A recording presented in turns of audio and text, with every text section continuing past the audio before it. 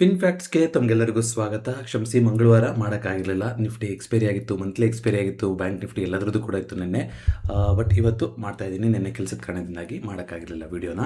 So ಕ್ವಿಕ್ಕಾಗಿ ನೋಡ್ತಾ ಬರೋಣ ನಿನ್ನೆ ಯಾವ ರೀತಿ ಆಗಿತ್ತು ಮಾರ್ಕೆಟ್ ಅಂತ. IT ಸೆಕ್ಟರ್ ಮತ್ತೆ ಸ್ಟ್ರಗಲ್ ಆಯಿತು, ಟಾಪ್ ಲೂಸಿಂಗ್ ಸೆಕ್ಟರ್ ಆಯಿತು. ಒಂದಿಷ್ಟು ಡೆಲ್ಲಿನಲ್ಲಿ EV ಪಾಲಿಸಿ ತಂದಿದ್ದಾರೆ. 2020ಕ್ಕಿಂತ ಹಳೆ ಕಾರ್ಗಳನ್ನು ನೀವೇನಾದರೂ ಮಾರಿದ್ರೆ 1 ಲಕ್ಷ ದುಡ್ಡು ಕೊಡ್ತೀವಿ ಅಂತ. ಅದೇ ರೀತಿಯಾಗಿ 2028ರಿಂದ ಐ ಥಿಂಕ್ ಇದಿಲ್ಲ, ಟೂ ವೀಲರ್ಗಳು ಎಲೆಕ್ಟ್ರಿಕ್ ಬಿಟ್ಟು ಬೇರೆ ತೊಗೊಳಂಗಿಲ್ಲ ಅಂತ. ಮತ್ತು ಟೂ ವೀಲರ್ ಎಲೆಕ್ಟ್ರಿಕ್ ತೊಗೊಳೋರಿಗೂ 30,000 ಸಬ್ಸಿಡಿ. ಈ ಥರ ಸೂಪರ್ ಆಗಿರುವಂಥ ಪಾಲಿಸಿಗಳು. 30 ಲಕ್ಷ ತನಕ ಎಲೆಕ್ಟ್ರಿಕ್ ಕಾರ್ ತೊಗೊಂಡವರಿಗೆ ರೋಡ್ ಟ್ಯಾಕ್ಸ್ ಇಲ್ಲ, ಮತ್ತು ರಿಜಿಸ್ಟ್ರೇಷನ್ ಫೀಸ್ ಇಲ್ಲ ಅಂತ ಈ ಥರ ಎಲ್ಲ ಬರ್ತಾ ಇದೆ. ಸ್ವಾಗತಾರ್ಹ ಬೆಳವಣಿಗೆ. ಈ ಥರ ನೋಡಿ ಆಯಿತು, ಪ್ರತಿ ಸಲ ನಮಗೆ ತುಂಬ ಡಿಪೆಂಡೆನ್ಸಿ ಇದೆ ಕ್ರೂಡ್ ಮೇಲೆ ಈ ಥರ ಅಂತ ಹೇಳೋದು. ಜೊತೆಗೆ EVನೂ ಕೂಡ ಇಲ್ಲೂ ಕರ್ನಾಟಕದಲ್ಲಿ ಏನಾಗಿದೆ ನನಗೆ ಇನ್ನೂ ಕ್ಲಾರಿಟಿ ಬಂದಿಲ್ಲ. ನಿಮ್ಗೆ ಹೇಳಿದ್ದೆ, ಈ ಮೇ ಒಳಗೆ ತೊಗೊಂಡಿದ್ದರಿಂದ ನನಗೂ ಕೂಡ ರಿಜಿಸ್ಟ್ರೇಷನ್ ಚಾರ್ಜ್ ಬೀಳಲಿಲ್ಲ. ಸ್ಟಾರ್ಟಿಂಗಲ್ಲಿ ರಿಜಿಸ್ಟ್ರೇಷನ್ ಚಾರ್ಜ್ ಹೇಳಿದ್ರು EVನಲ್ಲಿ, ಆಮೇಲೆ ಬಿದ್ದಿಲ್ಲ. ಬಟ್ ಮೇನ್ 1ರಿಂದ ಆಮೇಲೆ ತೊಗೊಂಡಿರೋರಿಗೆ ಐ ಥಿಂಕ್ ಕರ್ನಾಟಕದಲ್ಲಿ ರೋಡ್ ಟ್ಯಾಕ್ಸ್ ಕೂಡ ಕಟ್ಟಬೇಕಾಗುತ್ತೆ EVಗೆ. ಆ ರೂಲ್ಸ್ ಜಾರಿ ಇದೆ. ಇದ್ರ ಮಧ್ಯದಲ್ಲಿ ಒಂದಿಷ್ಟು ಸುದ್ದಿಗಳು ಹರಡಾಡಿದೆ. ಇವಾಗ US ವಾಪಸ್ ಇರಾನ್ ಮೇಲೆ ಅಟ್ಯಾಕ್ ಮಾಡಿದೆ. ಇರಾನು ಅದಕ್ಕೆ ರಿಟ್ಯಾಲಿಯೇಟ್ ಮಾಡ್ತೀವಿ ನಾವು, ಇದು ಉಲ್ಲಂಘನೆ ಆಗುತ್ತೆ ಅಂತ ಹೇಳ್ತಿದ್ದಾರೆ. ಬಟ್ ಕ್ರೂಡ್ ಯಾವುದಕ್ಕೂ ತಲೆ ಕೆಡ್ಸ್ಕೊಳಕ್ಕೆ ಕಾಣಿಸ್ತಾ ಇಲ್ಲ. ಯಾಕೆಂದರೆ ಎಲ್ಲಿ ತನಕ ಇದು ಮೂವ್ಮೆಂಟ್ ಆಗ್ತಾ ಇದೆ ಶಿಪ್ಸ್ದು, ಅಲ್ಲಿ ತನಕ ಯಾವುದೇ ರೀತಿಯಾದಂಥ ತೊಂದರೆ ಇರೋದಿಲ್ಲ. ಅದೇ ರೀತಿಯಾಗಿ US ಸಿಟಿಸನ್ಶಿಪ್ಪು, ಅಲ್ಲಿ ಹುಟ್ಟಿದ ಮಾತ್ರಕ್ಕೆ ನಮಗೆ US ಸಿಟಿಸನ್ಶಿಪ್ ಸಿಗಲ್ಲ. ಅಂದರೆ ಯಾರಾದರೂ ಟೆಂಪ್ರರಿ ವೀಸಾದಲ್ಲಿದ್ದರೆ ಇಲ್ಲಿಗಲ್ ಆಗಿ USಗೆ ಬಂದಂತಹ ಪೇರೆಂಟ್ಸಿಗೆ ಏನಾದರೂ ಈ ಥರ ಆಗಿತ್ತು ಅಂತಂದರೆ, ಅಲ್ಲಿ ಅವರಿಗೆ ಮಗು ಹುಟ್ಟಿತ್ತು ಅಂತಂದರೆ ಅವರಿಗೆ ಬೈ ಬರ್ತ್ ಸಿಟಿಸನ್ಶಿಪ್ ಸಿಗೋದಿಲ್ಲ ಅಂತ ಟ್ರಂಪ್ ಅವರು ಹೇಳಿದ್ರಲ್ಲ, ಅದು ಸುಪ್ರೀಂ ಕೋರ್ಟಲ್ಲಿ ಅವರ ವಿರುದ್ಧ ಆಗಿದೆ. ಸೊ ಇವರಿಗೆ ಕಂಗ್ರ್ಯಾಚುಲೇಟ್ ಹೇಳಿದ್ದಾರೆ, ಯಾರಿಗೆ, ಜಿಂಗ್ಪಿಂಗ್ ಅವರಿಗೆ ಅಲ್ಲಿದ್ದಾಗ. ಸೊ ನಿಮ್ಮ ಇದಾಗಿದೆ ನೋಡಿ ಅಂತ ಆ ಥರ ಅಂತ ಹೇಳಿದ್ದಾರೆ ಟ್ರಂಪ್ ಅವರು. ಸೊ ಒಂದಿಷ್ಟು ಮೇನ್ ಮೇಲೆ ಬಂದಂಥ ನ್ಯೂಸ್ಗಳು. ಸೊ ಇನ್ನೂ ಸುಮಾರು ನ್ಯೂಸ್ಗಳಿದೆ, ಕವರ್ ಮಾಡ್ತಾ ಹೋಗೋಣಂತೆ. ಹೀಟ್ ವೇವ್ ತುಂಬ ಜಾಸ್ತಿಯಾಗಿ ಯುರೋಪಲ್ಲೆಲ್ಲ 1,500 ಜನ ತೀರ್ಕೊಂಡಿದ್ದಾರೆ ಅಂತ ಬಂದಿತ್ತು. ಕರ್ನಾಟಕದಲ್ಲಿ SIR ಶುರುವಾಗ್ತಾ ಇದೆ ನೋಡಿ. ಏನು ಬೆನಿಫಿಟ್ಸ್ ಸಿಗೋದಿಲ್ಲ ಅಂತೆಲ್ಲ ಹೇಳ್ತಾ ಇದ್ದಾರೆ. ಸೊ ಅದು ಆನ್ಲೈನಲ್ಲಿ ಕೂಡ ಮಾಡ್ಕೋಬೋದು. ಸೊ SIR ನೀವೇನಾದ್ರು ಮನೆ ಚೇಂಜ್ ಮಾಡಿರ್ತೀರಾ, ಆ ಥರ ಆಗಿರುತ್ತೆ ಅಂದರೆ SIRನ ನೀವು ಚೆಕ್ ಮಾಡ್ತಾ ಹೋಗ್ಬೋದು. ಸೊ ಇದಿಷ್ಟು ಮೇನ್ ಬಂದಂಥ ಸುದ್ದಿಗಳು. $1.4 ಬಿಲಿಯನ್ ಮಾಡಿದ್ದಾರೆ ಟ್ರಂಪ್ ಅವರು ಕ್ರಿಪ್ಟೋನಲ್ಲಿ 2025ರಲ್ಲಿ ಅಂತ ಕೂಡ ಒಂದು ಹೊಸ ಅಲಿಗೇಷನ್ ಬಂದಿದೆ. ಗೊತ್ತಿದೆ ನಿಮ್ಗೆ ಇನ್ಸೈಡರ್ ಟ್ರೇಡಿಂಗ್ದೆಲ್ಲ ಏನಾಗ್ತಾ ಇದೆ ಅಂತ. ಸೊ ನೋಡೋಣಂತೆ ಅದೆಲ್ಲನಾಗುತ್ತೆ ಅಂತ. ಮಾರುತಿ ಸುಜುಕಿ ಟಾಪ್ ಗೇನರ್ ಆಗಿದೆ. EVನಲ್ಲಿ ಅವರು ಕೂಡ ಎಂಟರ್ ಆಗ್ತಾ ಇದ್ದಾರೆ. 5.24% ಅಪ್ ಮೂವ್ಮೆಂಟ್ ಬಂದಿದೆ. ಅದೇ ರೀತಿಯಾಗಿ TCS ಅಂತ ಕಾಣಿಸುತ್ತೆ. TCSಲ್ಲಿ ಇನ್ಫೋಸಿಸು 3.5% ಕರೆಕ್ಷನ್ ಬಂದಿತ್ತು. ಐಷರ್ ಮೋಟರ್ಸಲ್ಲಿ 4.75% ಕರೆಕ್ಷನ್ ಬಂದಿತ್ತು. ಅದು ನೆನ್ನೆ ಟಾಪ್ ಲೂಸರ್ಗಳಾಗಿದೆ. ಅದೇ ರೀತಿಯಾಗಿ ನಿಫ್ಟಿ ನೆಕ್ಸ್ಟ್ 50 ಅಂತ ನೋಡೋದಾದರೆ ಐ ಥಿಂಕ್ ಅದಾನಿ ಪೋರ್ಟ್ಸ್ ಒಂದು ಬಿಟ್ಬಿಟ್ಟೆ ನಾನು. ಅದಾನಿ ಪೋರ್ಟ್ಸ್ MSC ಗ್ರೂಪು ಒಂದಿಷ್ಟು ಸ್ಟೇಕ್ನ ತೊಗೊತಾ ಇದ್ದಾರೆ. ಮೇಜರ್ ಸ್ಟೇಕ್ ಹೋಲ್ಡರ್ಸ್ ಅದಾನಿ ಪೋರ್ಟ್ಸೇ ಆಗಿರ್ತಾರೆ. ಯಾರ ಹತ್ರ 50% ಇರುತ್ತೋ ಅವ್ರ ಹತ್ರನೇ ಡಿಸಿಷನ್ ಪವರ್ ಇರುತ್ತೆ. ಬಟ್ ಅವರು MSC ಗ್ರೂಪ್ ತೊಗೊತಾ ಇದ್ದಾರೆ ಅದಾನಿ ಪೋರ್ಟ್ಸ್ನ ಅಂತ ಬಂದಿತ್ತು. ಮೇಜರ್ ಸ್ಟೇಕ್ ಹೋಲ್ಡರ್ ಆಗಲ್ಲ, ಬಟ್ ಒಂದಿಷ್ಟು ಸ್ಟೇಕ್ಗಳನ್ನು ತೊಗೊತಾ ಇದ್ದಾರೆ ಅಂತ. ಅದೇ ರೀತಿಯಾಗಿ ಸೋಲಾರ್ ಇಂಡಸ್ಟ್ರೀಸಲ್ಲಿ 5.05%. ನೆನ್ನೆ ನೋಡಿ EV ಪುಷ್ ಕೊಟ್ಟಿದ್ದಕ್ಕೆ ಓಲಾ ಸ್ಟಾಕ್ಸು ಯಾವ್ಯಾವುದು ಇದರ ರಿನ್ಯೂವಬಲ್ ಆಗಿದೆಯೋ ಅದೆಲ್ಲದು ಕೂಡ ನಿನ್ನೆ ಒಂದು ಪಾಸಿಟಿವ್ ಆಗಿ ರಿಯಾಕ್ಟ್ ಮಾಡಿದೆ ಆ ಪಾಲಿಸಿಗೆ. ಸೊ ಸೋಲಾರ್ ಇಂಡಸ್ಟ್ರೀಸ್ನಲ್ಲಿ 5.05%. ಯಾಕೆ ಇದನ್ನ ಹೇಳಬೇಕು ಅಂತ ಅನಿಸ್ತು ಅಂದರೆ, ಸುಪ್ರೀಂ ಕೋರ್ಟಲ್ಲಿ ಎಥನಾಲ್ದು ಹೋಗಿದೆ. ಎಥನಾಲ್ 2030ಕ್ಕೆ ಇದ್ದ ಟಾರ್ಗೆಟ್ನ 2025ಕ್ಕೆ ಮಾಡಿದಿರಾ. ಇದರಲ್ಲಿ ವೈಯಕ್ತಿಕ ಹಿತಾಸಕ್ತಿ ಇದೆ. ಯಾಕಂದರೆ ನಿತಿನ್ ಗಡ್ಕರಿ ಅವರ ಮಗ ಎಥನಾಲ್ ಕಂಪ್ನಿ ಹೊಂದಿದ್ದಾರೆ. ಅದು 5,000% ಎಲ್ಲ ಜಂಪ್ ಆಗಿದೆ ಸ್ಟಾಕ್ಗಳು. ಅವ್ರದ್ದು ಪ್ರಾಫಿಟು 10 ಟೈಮ್ಸ್ ಎಲ್ಲ ಜಂಪ್ ಆಗಿದೆ. ಈ ಥರ ಎಲ್ಲ ಬಂದಿತ್ತಲ್ವ. ಸೊ ಏನು ಹೇಳಿದ್ದಾರೆ ಅಂದರೆ ಸುಪ್ರೀಂ ಕೋರ್ಟಲ್ಲಿ ಇದೊಂದು ಎಕ್ಸ್ಪೆರಿಮೆಂಟ್ ಅಂತ ಹೇಳಿದ್ದಾರೆ. ನೋಡಿ, 30% ಟ್ಯಾಕ್ಸ್ ಕಟ್ಬಿಟ್ಟು, ರೋಡ್ ಟ್ಯಾಕ್ಸ್ 15 ವರ್ಷಕ್ಕೆ ಕಟ್ಬಿಟ್ಟು ವೆಹಿಕಲ್ ತಗೊಂಡಿರ್ತಾರೆ. ಅಂಥವರಿಗೆ ಈಗ ಈ ಥರ ಎಕ್ಸ್ಪೆರಿಮೆಂಟ್ ಮಾಡಿದ್ದು ಅಂತಂದರೆ ಹೇಗಾಗಬೇಡ, ಅಷ್ಟು ದುಡ್ಡು ಕೊಟ್ಟು ಕಾರ್ ತೊಗೊಂಡವರಿಗೆ ಯಾಕೆ ಇದನ್ನ ಒಂದು ಲ್ಯಾಬೊರೇಟರಿನಲ್ಲಿ ಇದ್ರ ಮೇಲೆ ಒಂದು ಎಕ್ಸ್ಪೆರಿಮೆಂಟ್ ಮಾಡಿಲ್ಲ ನೋಡಿ. ಇದನ್ನ ಯಾಕೆ ಇದನ್ನ ನೋಡಿ ಸರ್ಕಾರದ ಬ್ಲೇಮ್ ಅಂತ ಅನ್ಕೋಬೇಡಿ. ಇದನ್ನ ಯಾರೇ ಮಾಡಿದ್ರು ಇದನ್ನ ಪಕ್ಷದ ವಿರುದ್ಧ ಹೇಳ್ತಾ ಇದ್ದೀನಿ ನಾನು. ತೊಗೊಂಡಿರೋ ಕಾರ್ಯದ ವಿರುದ್ಧ ಮಾತಾಡ್ತಾ ಇದ್ದೀನಿ, ಪಕ್ಷದ ವಿರುದ್ಧ ಮಾತಾಡ್ತಾ ಇಲ್ಲ. ಬ್ರೆಜಿಲಲ್ಲಿ ಕೂಡ ಇಂಪ್ಲಿಮೆಂಟ್ ಮಾಡಿದ್ರು, ಆಯಿತಾ. ಅವರು E20 ಥರಕ್ಕೆ ಎಷ್ಟು ನಿಧಾನಕ್ಕೆ ತಂದರು ಅಂದರೆ, ಫಸ್ಟು ಫ್ಲೆಕ್ಸ್ ಫ್ಯೂಯಲ್ ಕಾರ್ಗಳನ್ನು ಬಿಟ್ಟರು. ಅಂದರೆ ನೀವು ಈ ಎಥನಾಲ್ ಬ್ಲೆಂಡ್ ಆಗಿರೋ ಕಾರಲ್ಲೂ ಕೂಡ ವರ್ಕ್ ಆಗುತ್ತೆ, ಮಾಮೂಲಿ ಪೆಟ್ರೋಲ್ ಕಾರಲ್ಲೂ ಕೂಡ ವರ್ಕ್ ಆಗುತ್ತೆ ಅಂದರು. ಅದಾದಮೇಲೆ ಏನು ಮಾಡಿದ್ರು, ಜನಕ್ಕೆ ಆಯ್ಕೆ ಬಿಟ್ಟರು ಪೆಟ್ರೋಲ್ ಬಂಕ್ಗಳಲ್ಲಿ. ನಿಮಗೆ ಬೇಕಾದರೆ ನೀವು ಫ್ಲೆಕ್ಸ್ ಫ್ಯೂಯಲ್ ಕಾರ್ ಇತ್ತು ಅಂದರೆ ನೀವು ಎಥನಾಲ್ ಬ್ಲೆಂಡೆಡ್ ಪೆಟ್ರೋಲ್ಗಳನ್ನು ಹಾಕ್ಕೊಡಿ, ಇಲ್ಲಾಂದರೆ ರೆಗ್ಯುಲರ್ ಪೆಟ್ರೋಲ್ಗಳನ್ನು ಹಾಕ್ಕೊಡಿ ಅಂತ ಒಂದೇ ಪ್ರೈಸು ಅಂತ ಇಟ್ಟರು. ಬಟ್ ಆಯ್ಕೆಗಳು ಅಂತ ಬಿಟ್ಟರು. ಇನ್ನೂ ಜನಕ್ಕೆ ಉತ್ತೇಜನ ಕೊಡೋಕ್ಕೆ ಏನು ಮಾಡಿದ್ರು, ಎಥನಾಲ್ ಬ್ಲೆಂಡೆಡ್ ಪೆಟ್ರೋಲ್ಗಳಿಗೆ ಬೆಲೆನ ಕಮ್ಮಿ ಮಾಡ್ತಾ ಬಂದರು. ಜನ ಆಬ್ವಿಯಸ್ಲಿ ಏನಾಗ್ತಾ ಹೋಗುತ್ತೆ, okay flex fuel car already ಮಾರ್ಕೆಟಲ್ಲಿದೆ, ಎಥನಾಲ್ ಬ್ಲೆಂಡೆಡ್ ಪೆಟ್ರೋಲ್ ಹಾಕ್ಸ್ಕೊಂಡ್ರೆ ನನಗೆ ಬೆಲೆನೂ ಕೂಡ ಕಮ್ಮಿ ಕೊಡ್ತಾ ಇದ್ದಾರೆ. ಅಂದರೆ ಏನಾಗುತ್ತೆ, ಜನಕ್ಕೆ ಆಟೋಮೆಟಿಕ್ಕಾಗಿ ಉತ್ತೇಜನ ಬರುತ್ತೆ, ಫೋರ್ಸ್ಫುಲಿ ತಿಳಿಯೋದಲ್ಲ ಜನಕ್ಕೆ. E20ನ ಕಣಪ್ಪ, ಇನ್ಮೇಲೆ E20ನ ಹಾಕ್ಸ್ಕೊಂಡು ಹೋಗ್ಬೇಕು ನೀನು, ಬೇರೆ ಆಯ್ಕೆ ಇಲ್ಲ. ಈಗಾಗಿರೋದು ಆ ಥರ ಸ್ಥಿತಿ ಇಂಡಿಯಾದಲ್ಲಿ. ಆಯ್ಕೆ ಇಲ್ಲ ನಿಮಗೆ. ನೀವು 2023ಕ್ಕಿಂತ ಹಳೆಯಾಗಿರೋ ಗಾಡಿಗಳು ತಗೊಂಡ್ರೆ ಅದಕ್ಕೆ E20 ಸಪೋರ್ಟೇ ಆಗಲ್ಲ ಅಂತ ಹೇಳ್ತಾರೆ. ಅಲ್ಲಿ ಪೂರ್ತಿ ರಸ್ಟ್ ಬರುತ್ತೆ, ಅದೆಲ್ಲ ಒಂಥರ ಕರಗೋಗುತ್ತೆ ಹಿಂದ್ಗಡೆ ಪಾರ್ಟ್ಸ್ಗಳು ಅಂತೆಲ್ಲ. ಆದರೂ ಕೂಡ ಬೇರೆ ದಾರಿ ಇಲ್ದರೆ E20ನೇ ಹಾಕ್ಸ್ಕೋಬೇಕು. ಆಯಿತು, ಇಷ್ಟೆಲ್ಲ ಮಾಡಿ ಹಾಕ್ಸ್ತಾ ಇದ್ದಾರಲ್ಲ, ಬೆಲೆನಾರು ಕಮ್ಮಿ ಆಯಿತಾ? ಇಲ್ಲ. 20% ಪೆಟ್ರೋಲ್ಗೆ ಎಥನಾಲ್ ಮಿಕ್ಸ್ ಮಾಡೋದಾದರೆ ಬೆಲೆ ಮಾತ್ರ ಯಾಕೆ ₹103 ಆಯಿತು? ಇದನ್ನೆಲ್ಲ ಯಾರು ಉತ್ತರಿಸಬೇಕು ಗೊತ್ತಿಲ್ಲ.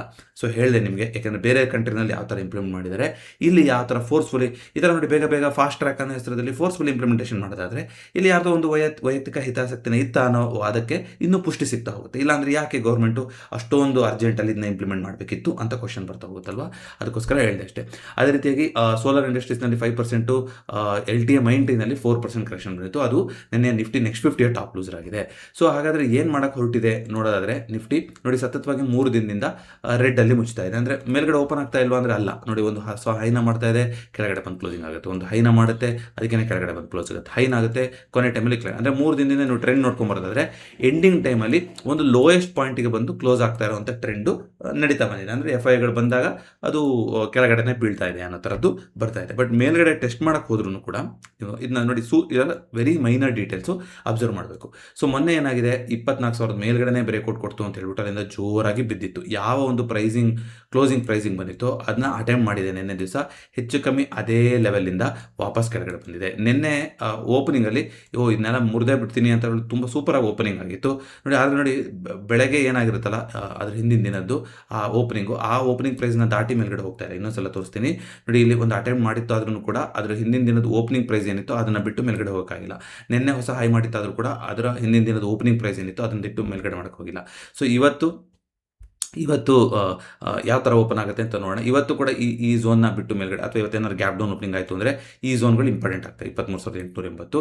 ಸೊ ಕೆಳಗಡೆ ಬಂತು ಅಂದರೆ 23,750 ಇಂಪಾರ್ಟೆಂಟ್ ಅಂತ ಸಪೋರ್ಟ್ ಲೆವೆಲು.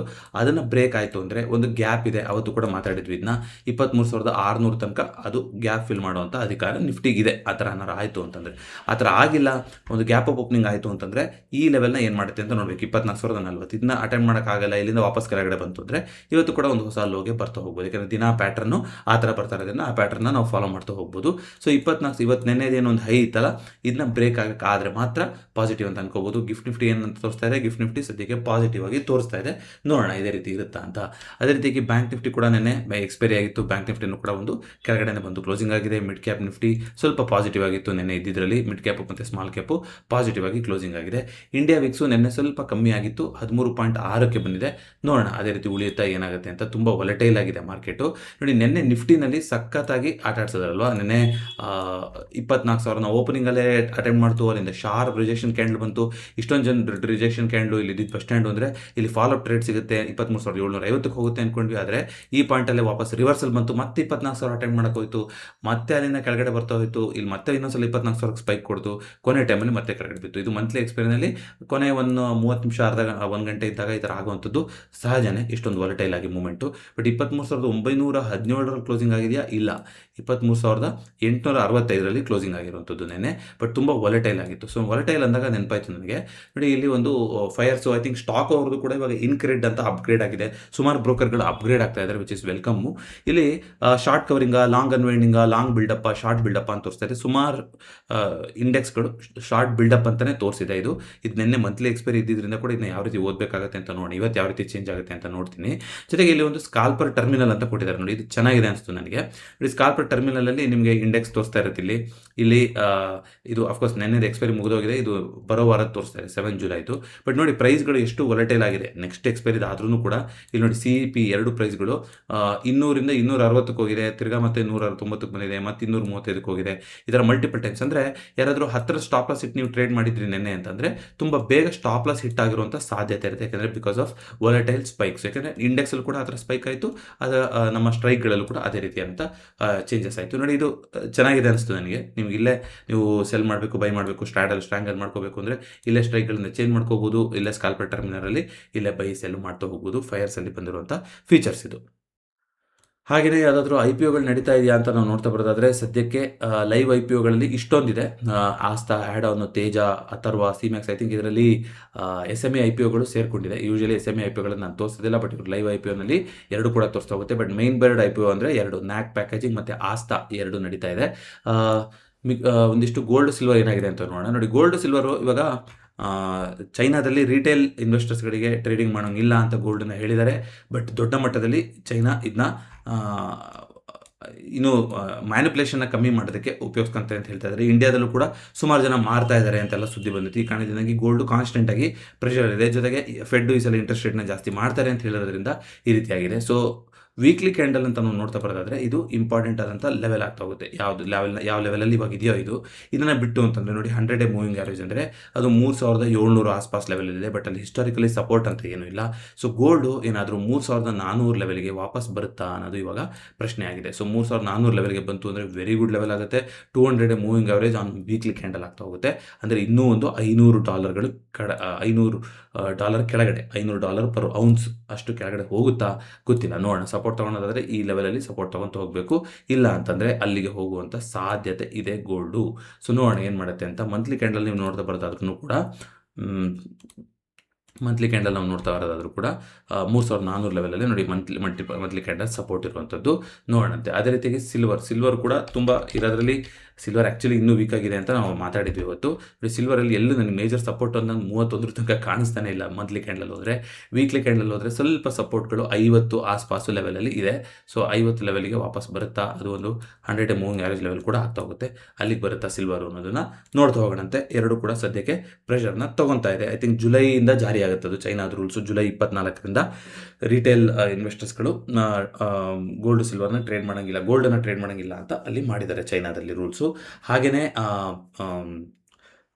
ಇನ್ನೊಂದು ರೂಲ್ಸ್ ಬರ್ತಾ ಇದೆಯಲ್ಲ ಆರ್ ಬಿ ಐ ಕಡೆಯಿಂದ, ಪ್ರೊಪ್ರೈಟರಿ ಡೆಸ್ಕ್ ಏನಿದೆ ಅಲ್ಲಿ ಕೋಲಾಟ್ರಲ್ ಮಾರ್ಜಿನ್ ತೊಗೊಂಡಿರ್ತಾರಲ್ಲ ಬ್ಯಾಂಕ್ ಸೆಕ್ಯೂರಿಟೀಸ್ಗಳನ್ನು ಇಟ್ಬಿಟ್ಟು, ಅದಕ್ಕೆ ಇವಾಗ ಮಾರ್ಜಿನ್ನ ಇನ್ನೂ ಟೈಟ್ ಮಾಡಿದ್ದಾರೆ. ಅಂದರೆ ನಿಮ್ಮ ರಿಟೇಲ್ ಇನ್ವೆಸ್ಟರ್ಸ್ಗೆಲ್ಲ ಪ್ರೊಪ್ರೈಟರಿ ಡೆಸ್ಕ್ ಪ್ರೋ ಇನ್ವೆಸ್ಟರ್ಸ್ ಇರ್ತಾರಲ್ಲ ಅವರಿಗೆ, ಸೊ ಅವ್ರಿಗೆ ಇವಾಗ ಮಾರ್ಜಿನಲ್ಲಿ ಒಂದಿಷ್ಟು ಶಾರ್ಟ್ ಫಾಲ್ ಆಗ್ಬೋದು. ಅದರಿಂದನೂ ಕೂಡ F&Oಗೆ ಯಾವ್ದಾದ್ರು ಪರಿಣಾಮ ಬೀಳುತ್ತಾ ಅನ್ನೋದನ್ನ ನೋಡ್ತಾ ಹೋಗಬೇಕು. ಇಮಿಡಿಯೇಟಾಗಿ ಗೊತ್ತಾಗಲ್ಲ ಅದು, ಸೊ ಗ್ರ್ಯಾಜುವಲಿ ಗೊತ್ತಾಗ್ತಾ ಹೋಗುತ್ತೆ. ನೋಡೋಣ ಅಂತ ಯಾವ ರೀತಿ ಆಗುತ್ತೆ ಅಂತ. ಹಾಗೆಯೇ USD INR ನೆನ್ನೆ ಫ್ಲ್ಯಾಟ್ ಆಗಿದೆ ಅಂತ ತೋರಿಸ್ತಾ ಇದೆ. ಹಾಗೆಯೇ ಬಿಟ್ಕಾಯಿನು ಎಲ್ಲಾಯಿತು, ಬಿಟ್ಕಾಯಿನು 58,000ಕ್ಕೆ ಬಂದಿದೆ. ಸೊ ವೀಕ್ ಆಗ್ತಾ ಇದೆ ದಿನಕ್ಕೂ. ನೋಡೋಣಂತೆ ಇದೆಲ್ಲ ಎಲ್ಲಿಗೆ ಹೋಗುತ್ತೆ. ಇದು ಇಂಪಾರ್ಟೆಂಟ್ ಸಪೋರ್ಟು ಮೊನ್ನೆ ಕೂಡ ಮಾತಾಡಿದ್ವಿ. ಇದನ್ನ ಬ್ರೇಕ್ ಆಯಿತು ಅಂದರೆ ಇನ್ನೂ ಕೂಡ ಕೆಳಗಡೆ ಬೀಳುವಂಥ ಸಾಧ್ಯತೆ ಇರುತ್ತೆ. ಇದನ್ನು ಬಿಟ್ಟು ಸ್ಟಾಕ್ ಸ್ಪೆಸಿಫಿಕ್ ನ್ಯೂಸ್ ಒಂದಿಷ್ಟಿದೆ, ಅದನ್ನ ಕವರ್ ಮಾಡಿಬಿಡ್ತೀನಿ. ಐ ಥಿಂಕ್ ಸುಜ್ಲಾನ್ ಅವರಿಗೆ ಒಂದಿಷ್ಟು ಡೀಲ್ ಆಗಿದೆ ಅಂತ ಬಂದಿತ್ತು. ಹಾಗಾಗಿ ಒಂದಿಷ್ಟು ಪಾಸಿಟಿವ್ ಆಗಿತ್ತು ಅದು ಸ್ಟಾಕು ಕೂಡ. ಜೊತೆಗೆ KPIT ಟೆಕ್ನಾಲಜಿ Q1 ವೀಕ್ ಆಗಿರುತ್ತೆ ಅಂತ ಹೇಳಿದ್ದಾರೆ. ಸೊ ಅದನ್ನು ಕೊಟ್ಟಿದ್ದಾರೆ. ಮತ್ತು ನೆಸ್ಲೆ ಆರ್ಟಿಫಿಷಿಯಲ್ ಕಲರ್ಸು ಎಲ್ಲ ಪ್ರಾಡಕ್ಟಿಂದನೂ ತೆಗೆದುಹಾಕಬೇಕು 2026 ಒಳಗಡೆ ಆಗಿ ಅಂತ ಒಂದು ಅದಕ್ಕೆ ಆದೇಶ ಬಂದಿದೆ, which is very good. So ಈ ಥರದ್ದು FSSAI ಏನು ಮಾಡ್ತಾ ಇದೆ ನಮ್ಮ ದೇಶದಲ್ಲಿ ಗೊತ್ತಿಲ್ಲ. ಸೊ ಅದನ್ನ ಆದಷ್ಟು ಸ್ಟ್ರಿಕ್ಟ್ ಮಾಡಬೇಕು ಅಂತ ಮಾಡಿದ್ರೆ ಒಳ್ಳೆಯದು.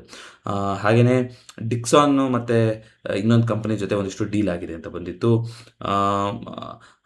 ಊಬರು ಇಂಡಿಯಾದಲ್ಲಿ ವಿಡಿಯೋ ರೆಕಾರ್ಡಿಂಗ್ ಫೀಚರ್ಸು, ಆ್ಯಂಬುಲೆನ್ಸ್ಗಳಿಗೆ ಹೆಲ್ಪ್ ಮಾಡೋ ಥರದ್ದು, ಈ ಥರದ್ದೆಲ್ಲ ಒಂದಿಷ್ಟು ಸೇಫ್ಟಿ ಫೀಚರ್ಸ್ನ ತರ್ತಾ ಇದ್ದಾರೆ, which is good.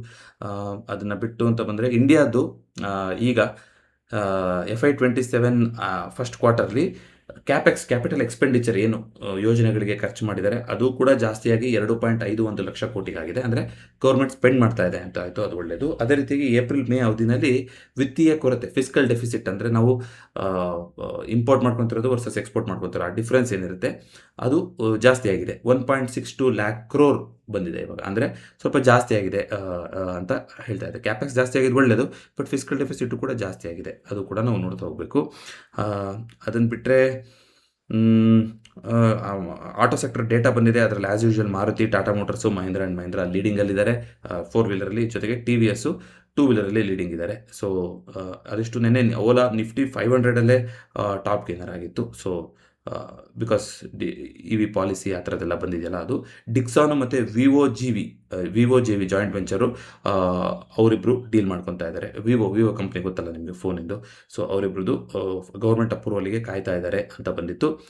Electronic manufacturing ಸೆಕ್ಟರಲ್ಲಿ ಇದರಿಂದ ಒಂದು ಉತ್ತೇಜನ ಸಿಗುತ್ತೆ ಅಂತ ನೋಡೋಣ ಅದೇನಾಗುತ್ತೆ ಅಂತ. ವೇದಾಂತ ಅಲ್ಯೂಮಿನಿಯಂಗೆ ಇನ್ನೂ ಒಂದಿಷ್ಟು ಜನ ಪಾಸಿಟಿವ್ ಅಪ್ ಮೂಮೆಂಟ್ ರೇಟಿಂಗ್ನ ಕೊಟ್ಟಿದ್ದಾರೆ. ಹಾಗಾಗಿ ಸ್ಟಾಕು ಮತ್ತೆ ಪಾಸಿಟಿವ್ ಆಗಿರೋ ಥರ ಕಾಣಿಸ್ತಾ ಇದೆ. ಇದಿಷ್ಟು ನಾವು ಕಂಡಂಥ ಆರ್ಡರ್ಗಳು. ಸುಜ್ಲಾನ್ ಎನರ್ಜಿದು 105 ಮೆಗಾವ್ಯಾಟ್ ಸನ್ಶೋರ್ ಎನರ್ಜಿ ಅವರಿಂದ ಸಿಕ್ಕಿದೆ.